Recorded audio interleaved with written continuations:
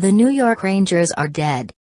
Despite heading into their second-round series as underdogs, again, the Ottawa Senators eliminated the Rangers in 6 games and will be moving on to the Eastern Conference Final. Many people, myself included, believed that the Rangers were the better team and could easily beat the Sens, but there were a number of reasons why that didn't happen. Here are a handful of them. Where to even begin with this guy? It's no surprise that the defenseman was the biggest factor for the Senators in this series. He's their best player by a mile and they're a completely different team when he's on the ice. What is surprising, however, is just how strong he's playing with 2 fractures in his foot. Despite the injury, it's hard to argue against Karlsson being the best player in the world right now. Frankly, it's absurd. Karlsson finished with 7 points, 2 goals, 5 assists, in the 6 games, but it's tough to fully illustrate his impact just in point production. While Karlsson was on the ice at 5-on-5 during this series, the Senators scored 12 goals and let up 6. Without Karlsson on the ice at 5-on-5, they scored 10 goals and let up 18. Karlsson had less than 25 minutes of ice time just twice in this series, in games 3 and 4, both of which were losses for the Senators. Karlsson missed the entire third period of Game 4 with a lower body injury, but his average toy during the other 5 games was nearly 30 minutes per game.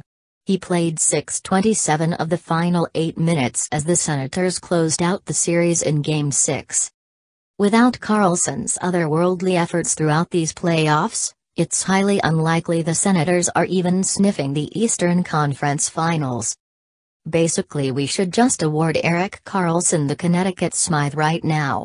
Nobody is going to be more valuable to his team this postseason. Who could have guessed that the Rangers' suspect defense would prove to be a fatal flaw in the postseason? Well, pretty much anyone paying attention, I would assume. New York has made deep playoff runs despite its defense in recent years, but usually it's been on the back of Henrik Lundqvist bailing out the guys in front of him. Henk did his best, but he wasn't able to pull that off this year. The Rangers' pairing of Mark Stahl and Nick Holden was their biggest liability and they often looked lost defensively. They struggled to suppress shots and get the puck out of their own end. To Holden's credit, he was able to contribute a bit on the offensive end, but it wasn't enough to cancel out the issues in his own end. It's tough to win in the playoffs without a good defensive core, which is why the Rangers are going home empty-handed yet again. On the flip side, defense is the Senators' main focus and they focus on frustrating teams with the trap. However, the Rangers scored 4 or more times in 4 of the 6 games this series, so it's not like they were stymied. They just shot themselves in the foot too many times. Plain and simple, Alain Vigneault failed his team in this series.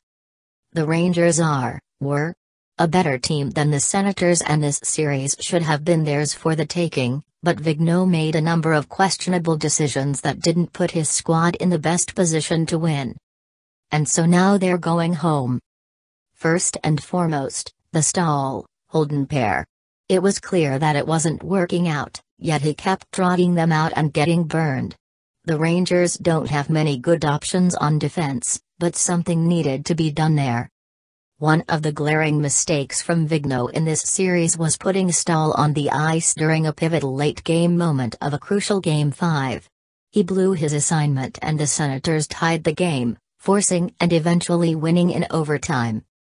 It seems that Vigneault values his defensive defensemen over the more offensively gifted guys, even when those defensive defensemen kind of suck on defense. It's bizarre. Vigneault also put too much faith in his underperforming forwards, such as Derek Stepan, JT Miller and Kevin Hayes. Those guys were key contributors for a potent Rangers offense during the regular season, but their production wasn't there in the playoffs and they kept getting ice time over guys who were producing. You shouldn't be afraid of dropping guys in the lineup or sitting them completely, even if it's only to get them going and create a spark. Look at what Barry Trotz did with Alex Ovechkin and Andrei Burakovsky. Instead, Vigneault sat on his hands and hoped his guys would find their game on their own. They didn't. Neither team's power play was good in this series. New York's was a little bit better than Ottawa, as the Rangers went 2 for 24, 8.3%, while the Senators went 1